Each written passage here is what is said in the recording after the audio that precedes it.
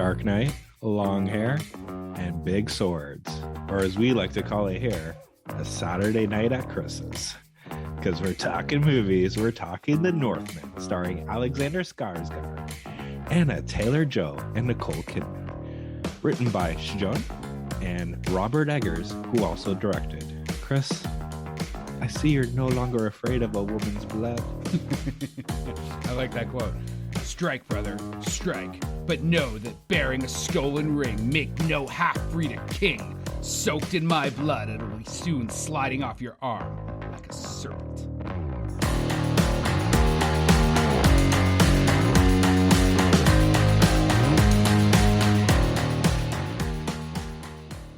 Hey, everybody, and welcome to this week's episode of How'd You Like That Movie? Scott and I went on another mandate together to go see the 2022 film, The Northman. And this might be a really short episode, but we'll see how it goes. So, Scott, why don't you take us away? Okay. Yeah, so it was a mandate.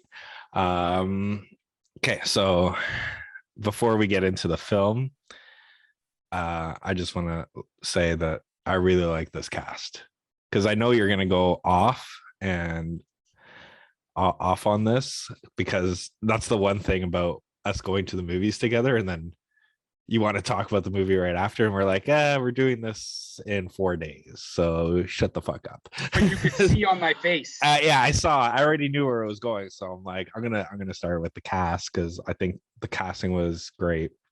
First, I think we're in a kidissance, because Nicole Kidman is just fucking good, and I think she just disappears into her character so much that, like, for me, you forget it's Nicole Kidman. Exactly, right? Like, just in terms of her recent filmography, right? Like, I liked her in Being the Ricardos, Bombshell, Aquaman, Destroyer, and then in between all those films, like, she was in a bunch of fucking, like, any Netflix, Amazon, Apple Plus, whatever streaming service, limited streaming show she was on. She seems to be working like 8 days a week somehow. Yeah, it's like, you know, she's Nick Cage and she has to pay some bills or something. I don't know. Help me, I'm poor. I mean, they're both Nicks, so that's possible.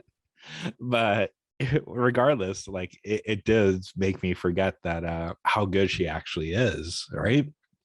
And I don't know if you ever watched BBC's Dracula, but Claes Bang, who plays the Bastard King, was in it. Yeah, he's good too. So he's yeah, Dracula as well. Oh yeah, it's only 3 episodes long, so just watch the first 2 and that's it. You don't have to watch the third. But it was really good. Don't even finish out the story. You're just like, watch you don't 2/3 of the story and then just leave it. Just and choose your own adventure after. Yeah, exactly. You just watch the first 2 and that's it. And then lastly is Anna Taylor-Joy. Joy. Yeah, but she is the more you know about her, I think it's just the tip of the iceberg. And I think she's going to have a very long and prosperous career that's going to have many awards that will not she's involve already people. doing well. She's, worked with like Edgar Wright and a bunch of other people. This is now her third film with, her second with Robert Eggers. Like, she's great. I mean, and she just came off of a big, I can't remember what it was, like a big Netflix show as well, right? So are you doing a little can? Oh, did I miss something? Well, the Netflix show, which was the Queen's Gambit. Oh yes, some of it was actually shot here in Cambridge. Exactly. I can't remember what the show was. That's right. Yeah. Yes. So give it the can moment. We haven't had one in 2 episodes. Yeah, because we had an entire show of CanCon, so that's why, which nobody listened to for some reason. Surprise, surprise. But yeah, so okay, I'll let you talk in a second. Yeah, go ahead, man. Yeah, because I know you're gonna go off on this, but this is what I want to start with. In terms of the director, Robert Eggers, I think between the 2 of us, I knew what I was going into in terms of the film. I knew it was going to be a slow burn film that's going to give you a couple uncomfortable scenes, a shit ton of awesome cinematography, and a movie that will just stick the landing. Similar to an Ari Aster movie. So you're the suggestion that I would not have seen he's literally like two other films, The Witch or The Lighthouse, which are both like super indie. Like maybe I wouldn't see The Witch because it's scary. Do you like scary movies? What's your favorite? But other than that, like I was very aware of the aesthetic I was going to go into, right? And I like his aesthetic. Anyway, keep going before I Okay, no, go ahead. And that's what I was saying. Like I find his movies and Ari Aster movies very similar, right? Where like they just make you fucking uncomfortable after watching it. Sorry, I don't know that director off the top of my head. Midsummer. Oh, and, yeah. Hereditary. Yeah, fucking just weird, but good. Like also very well shot. Both Hereditary, Midsummer's got beautiful cinematography to it, like beautiful. Well, I think this movie does too, right? 100%. So his DOP is Jaron Blashenki, who's like it's his guy, right? He did The Witch, he did The Lighthouse. He also did an episode of that Apple TV show, the one by M. Night Shyamalan. The Servant. The Servant, yeah, I shot an episode of that, and that's got really cool cinematography. Actually, for the screenplay that I'm writing right now, The Gathering, that's the aesthetic I like kind of cold, like a kind of cold home like that. What? I mean, it's true. It's gonna be a new it has to be a new drinking game. Now it goes it's gonna be Nolan, Tarantino, and which project is Chris dropping in now? How'd you like Chris's new screenplay, short film, feature film? So, okay, first off, let's go back to like casting and stuff. I think the cast is great. I mean, you got Alexander Skarsgård, Nicole Kidman, Claes Bang, Anya Taylor-Joy, as you mentioned, Ethan Hawke, Bjork, and fucking William Dafoe. So both Anya Taylor-Joy and William Dafoe now have worked twice with Robert Eggers, right? So, and William. Can we just say like William Dafoe? I would say like Gary Oldman and William Dafoe are two of the greatest character actors in the history of cinema.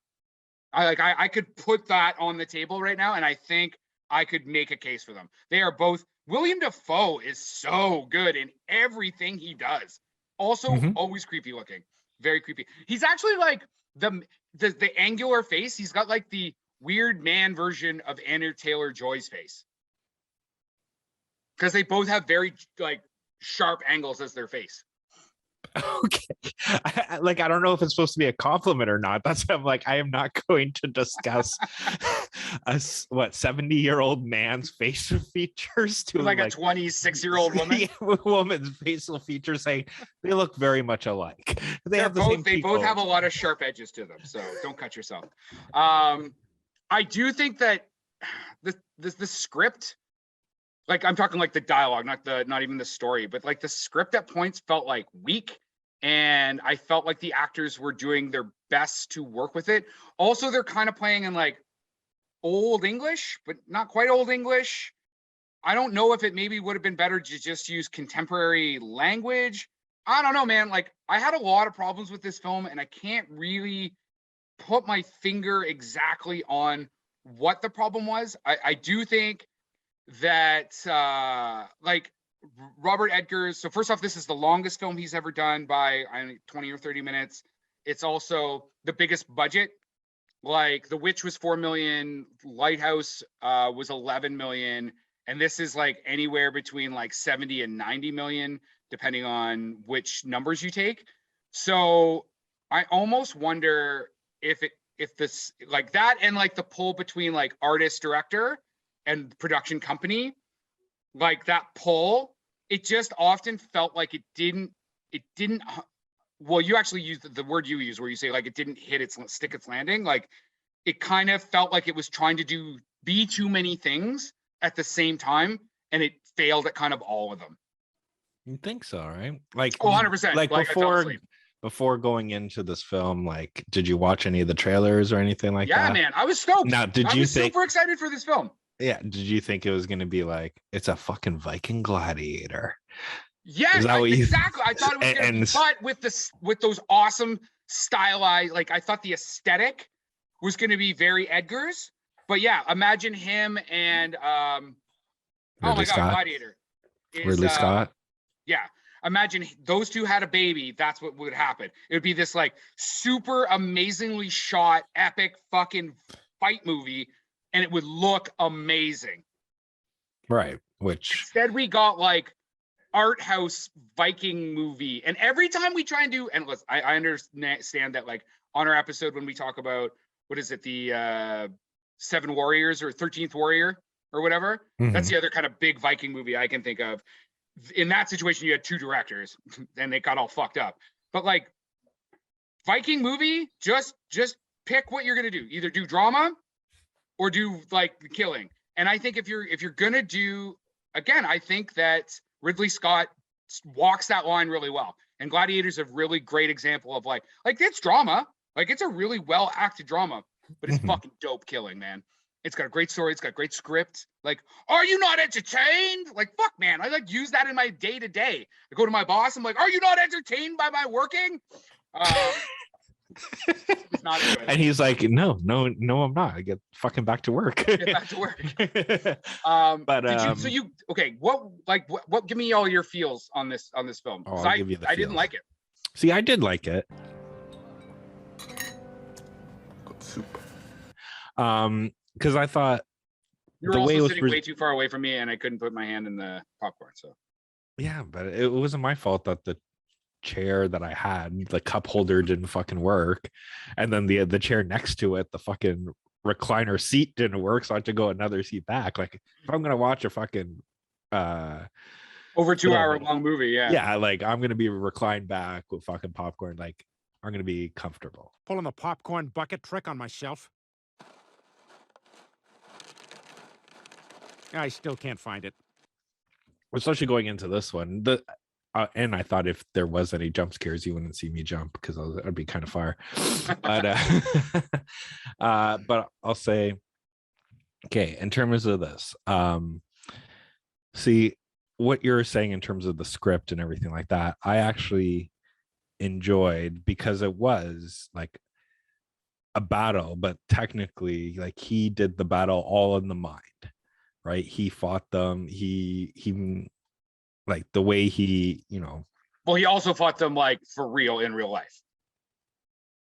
Sorry, yeah, he fought them in real life, but at the beginning when they thought it was a ghost or they thought it was a demon, right? Like, and he would come out at night because he had whatever the wolf training was that he had before. That was the only scene that I thought we could have cut out of this movie was, when they do like the fast forward to him as an adult and he's part of that like wolf gang. Oh, you're talking when he was a berserker? Yeah, and that was fucking awesome when they no, but the scene prior to that when they're all when they're dancing. The old man, like they're all like pretty much naked and blind old man's dancing and shit, and they're turning into their wolf selves.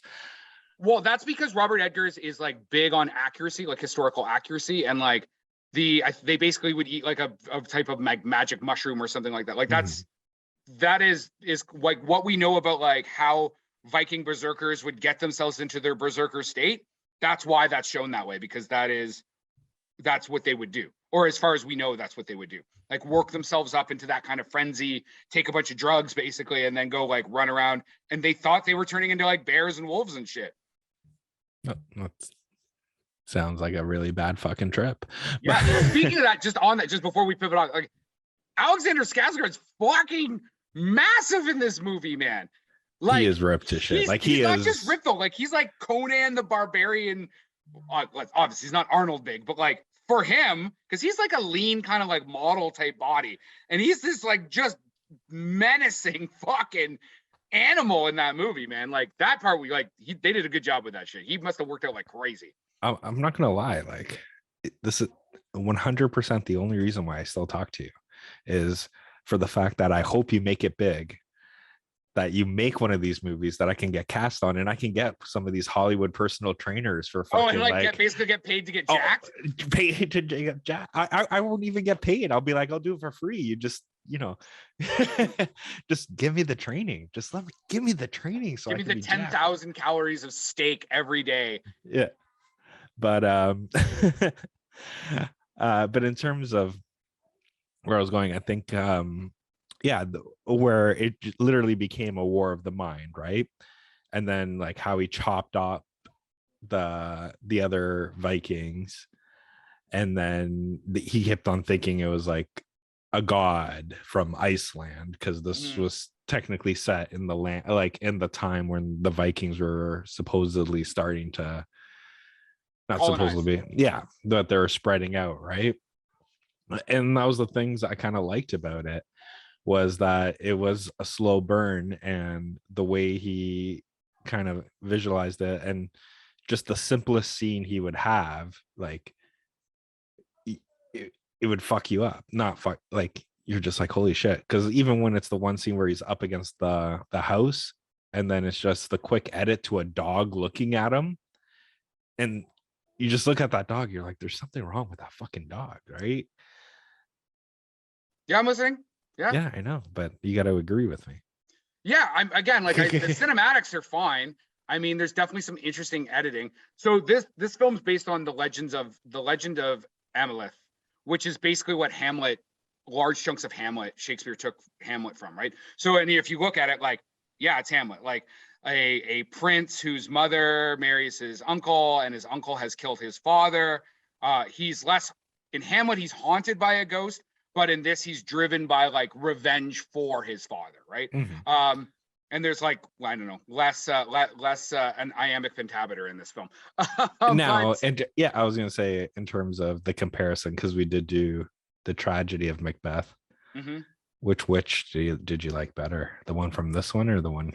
Oh man, okay, so Bjork does a great job as the like witch or fortune teller or whatever she's supposed to be, but like I can't remember the actor's name, but the witch who plays basically the three witches in Macbeth, the tragedy of Macbeth, is she's amazing, man. She's all like contorted and stuff in that movie. No, she wins the witch award. Yeah, but I do like, I was gonna say, but I like the introduction of Bjork's, right, when she turns around, and because of the way they color the film, they like how the color grade kind of changes when he goes into that room, where the outfit they have her dressed in kind of looks like it's three eyes instead of three witches, right?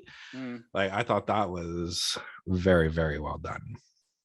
Again, we're back to like the aesthetic. Like it looks great. It definitely looks great. I would always recommend this as like to a film student who, or someone doing like, you know, a master's on, you know, cinematography. So so Robert Eggers actually comes from set design, like where a lot of other people could, like, yeah, he was an actor for a bit, like in maybe film school or whatever, but his credits before doing anything was set design, right? So he really gets aesthetic. And his cinematographer gets aesthetic. I just think that this, as I already said, like this film tries to hit these other beats, right? It's trying to be an action film. It's trying to be a slow burn. He's trying to still have his interesting, because all his films have really interesting editing in it as well, and interesting visuals, kind of like almost like surreal or hallucinogenic.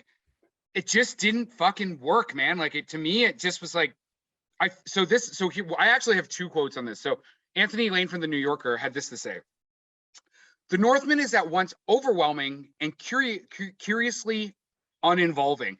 And that's how I felt. Sometimes it was like, but I also wasn't like overly invested in the film. Like it was too discombobulated. It was too erratic, it felt like. And it just didn't hold together very well. And by hold together, I also mean it didn't hold attention very well. Boring.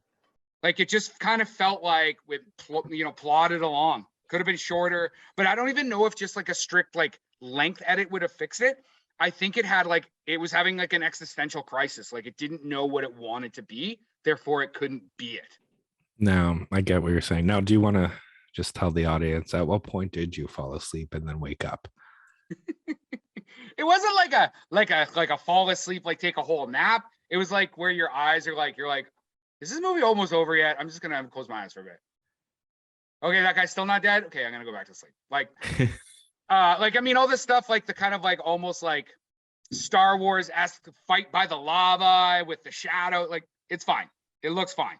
Were you just upset that they CGI'd his dick? Is that what it was? You're like, I just watched Red Rocket. I saw all Rex. I want all Skarsgård. That's right. I want to see that thing flop. Oh my. He co-wrote this with Fjorn, who's an Icelandic like poet, novelist, lyricist. He works with Bjork all the time. So he has another film called Lamb, which has like really good reviews, and I feel like it's in the same vein as Midsummer. Have you seen it? It doesn't Came out in ring a 2021. bell. Yeah, then probably not. No. Okay, I figured I'd ask because again, it's kind of from what I read on it, it looks like it's also kind of a surreal, weird film. You know what I mean? Like not a slasher or not a porno slasher. So what you're saying is we're done watching movies with male dicks in it. Like we can take a break now. I mean, we could keep rolling on the penis. Oh, we're gonna do what's a Fassbender Shane next? Oh, that's a good movie, man. That's a very, very good movie. We could do that at some point because that's a fucking fantastic film. I think Carey Mulligan's in that as well. Yeah. But you see all Fassbender. He's all Fassbender. Yeah, you see everything. Yeah. I mean, if you really want, you could see all of the Dafoe because in Antichrist, actually, no, they don't use William Dafoe's actual penis in Antichrist because his penis is too large.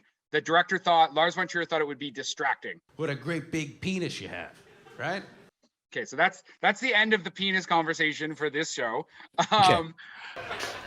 I'm out. So what we'll do now is because we have our Halloween themes when October. So just for you, April can be male penis month. So next year we should find out when like prostate cancer month is, and then just do it then. Even though that's the back, not the front. But yeah, I was just gonna say like. We could do it in November. That's when you do. We should do it in November. You go from horror movie to from horror. It is horror. a good transition to Halloween, right? Stabby. Yeah. Stabby. Yeah.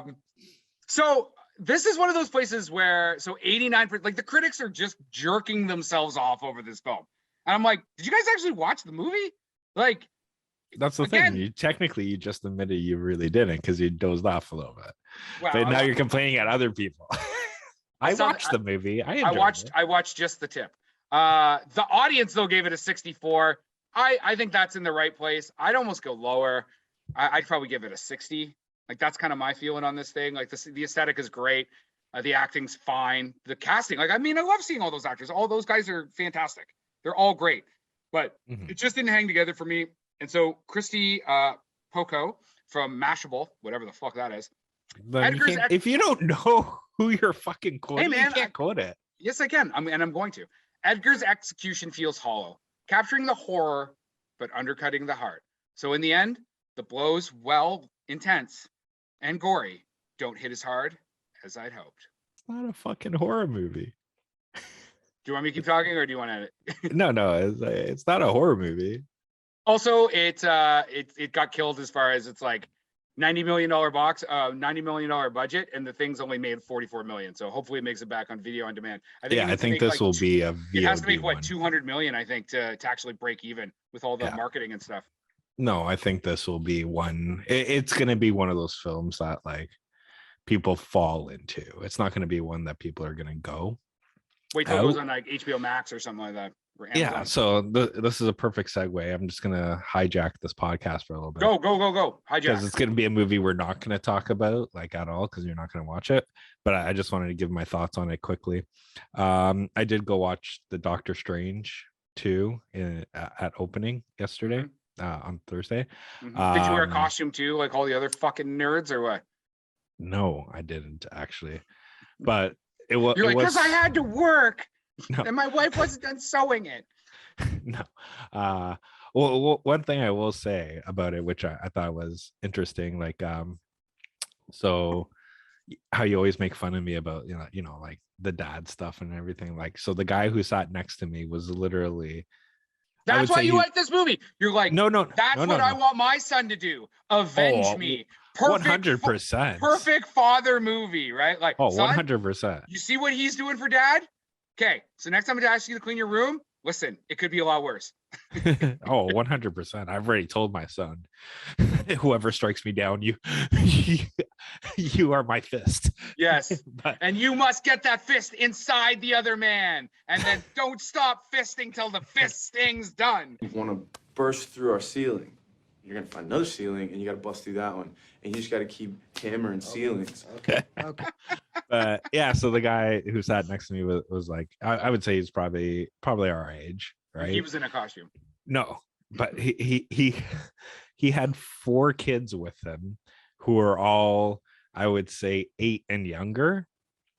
So I understood why he had the beer at the watching the movie, because half the time, like, this is kind of a horror film. Like, Sam Raimi did do a good job bringing the horror aspects, but it's kind of like an Evil Dead 2 where it's like a comedic horror, right? So kids can't. Wait, are we still talking about Doctor Strange? Yeah. Really? Okay. Doctor Strange. Yeah, it was Sam Raimi. There's a lot of nods to Evil Dead in it. A lot of nods to I don't know if you watched his movie, but Star Wars, like Drag Me to Hell, which I really like. I like Dark Man. No, nothing like that on this one. Okay. But I will say I'm gonna do a spoiler. So 1, 2, 3. I didn't like this movie. I didn't like Doctor Strange, and here's why. Because I watched 8 fucking episodes of WandaVision, in which I literally watch her being the villain to redeeming herself to the hero. So it then go into this movie where 5 minutes in, you find out she's the fucking villain of this whole movie. So why the fuck do I have to watch a redeeming act on a TV show to then watch a redeeming act on this film? I thought the whole point is that they were supposed to have synergy. I thought the whole point is they were supposed to pick up from each other. Yeah, that's what I thought too. I was just like, what the fuck? I'm like, you got played. You got played by the fucking mouse, man. But I did appreciate the one thing, because they really didn't wait long for the twist to reveal that she was the villain. It's literally 15 minutes into the movie. Okay, so you didn't just, anybody who's listening to this podcast, you didn't just like they were like, so it's Thursday, I'm gonna listen to how'd you like that movie, on my way to the fucking movie theater, and then like they're just about to get out of the car and Scott's like, oh, by the way, you don't need to go to the movie theater anymore. Yeah, I literally said I was gonna spoil it. So if yeah, but they're gonna be listening thinking we're talking about one movie and you just fucked their whole day. So hey, it's what it's like knowing you. This is true. Anyway, let's go out on this. The only people I recommend this to are people who want to check it out for like its editing and cinematography. Otherwise, I don't know, catch it on video on demand. Yeah, you know what? Watch it on video demand. That's cool. Like, wait till you don't have to pay for it if you can, or get it for a couple bucks. Check it out at home. Hit us up on the fucking socials and tell me that I'm right. Scott, what do you think? And then you can take us out. Or like, who do you recommend it for? And then take us out. No, I'd say, yeah, it's gonna be something that's gonna catch on VOD. If you can watch it, I think this is the perfect like date movie. Yeah, especially because the theater is not going to be packed. So if you want to get a little handy in there, you can get a little handy in there. I thought that's what was gonna happen. Make sure your seats aren't broken. I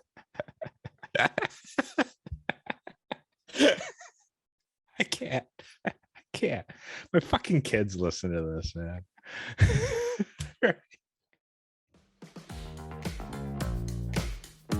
And that is our wrap for the day. Please like and subscribe to this podcast. Tell your friends. If you want to get a hold of us, reach us at the www.howdyoulikethatmovie.com.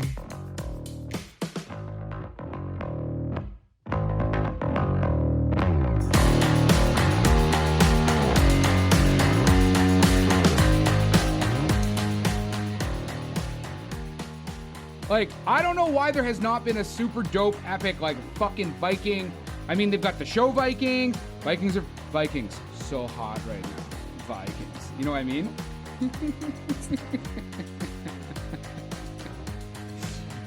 But man, and why don't you make it? You make it. I just need $100 million. Okay. That's it. So you get that check over here. We'll fucking get it done. I lost my way. Production by Rod Shaver, Vader Monkey Productions.